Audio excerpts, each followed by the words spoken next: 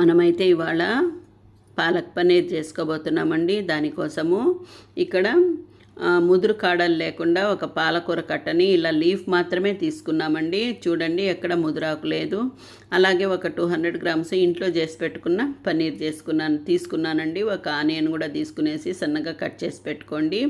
తర్వాత ఈ పాలకూరని బాగా 2-3 సార్లు నీళ్ళల్లో కడిగేసి వేడి నీళ్ళల్లో అయినా ఉడకబెట్టి పెట్టుకోండి. లేదంటే ఇలా ఒక కుక్కర్ గిన్నెలో పెట్టేసి, నేనైతే అన్నానికి పెడుతున్నానండి, దానిపైన ఈ గిన్నె కూడా పెట్టేసి 2 విజిల్స్ రానిచ్చేస్తే మనకు పాలకూర అన్నం 2 అయిపోతాయి.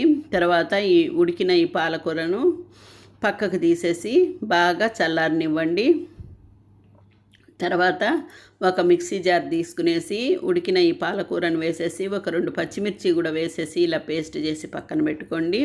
తర్వాత స్టవ్ వెలిగించి కడాయి పెట్టుకునేసి 2 స్పూన్లు ఆయిల్ వేసుకునేసి కాస్త జీలకర్ర పోపుకు వేయండి. తర్వాత ఒక 1/2 స్పూను అల్లం వెల్లుల్లి పేస్ట్ వేసేసి ఆయిల్లోనే కాస్త వేయించుకునేసి పచ్చివాసన పోయిన తర్వాత మనము కట్ చేసి పెట్టుకున్న ఆనియన్ కూడా వేసేసి ఆయిల్లోనే కాస్త కలర్ చేంజ్ అయ్యేంత వరకు వేయించుకోండి.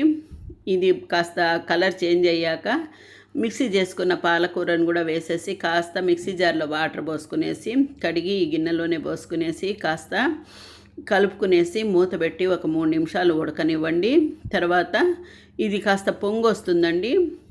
ఇందులో ఇది బాగా కలుపుకునేసి ఇందులోనే మనకు కావలసినంత పసుపు, సాల్టు, ధనియా పౌడరు, కాస్త గరం మసాలా పౌడరు, కాస్త మిర్చి పౌడరు వేసుకునేసి కలిపేసుకోండి.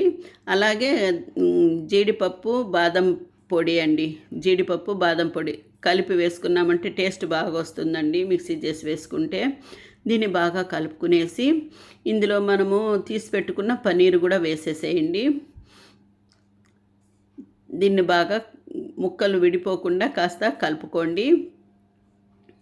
తర్వాత రుచికి 1 స్పూను క్రీమ్ కానీ లేదంటే మీగడ కానీ వేయండి. కాస్త పుదీనా, కొత్తిమీర, కాస్త కరివేపాకు వేసేసుకునేసి బాగా కలిపేసి ఒక 4-5 నిమిషాలు మూత పెట్టుకున్నామంటే ఆయిల్ పైకి తేలుతుందండి.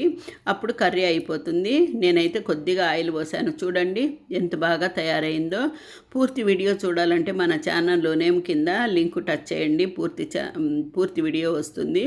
ఇది అన్నానికి అన్నిటికీ బాగుంటుందండి. Thank you for watching.